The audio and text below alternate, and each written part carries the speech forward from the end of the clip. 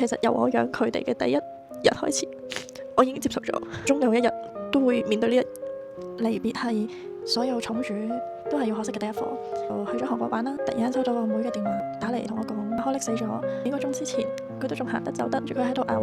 阿妹諗住帶佢睇醫生啦，因為佢2日都冇瞓覺啦，所以佢太攰，佢想瞓一陣，諗住瞓醒就帶佢睇醫生，點知就瞓着咗嘅1個鐘頭入邊，Holic就已經走咗啦。雖然啦，上年佢 keep 住唔舒服緊嘅，但係佢都好努力咁去好翻啦。咁嗰陣時做啲身體檢查，一路都話佢有發炎嘅狀況，但係一路都揾唔到有啲咩原因，咁又行唔到，變到佢可以跑翻。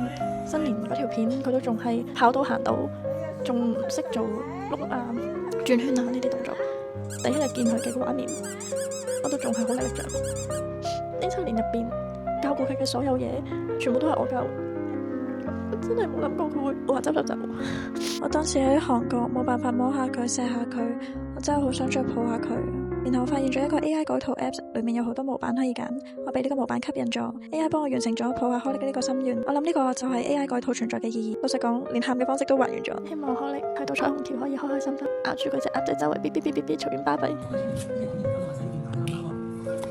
華田㗎，你哋一人一隻啊！華田㗎，一人一隻啊！點解你攞晒咁多隻啊？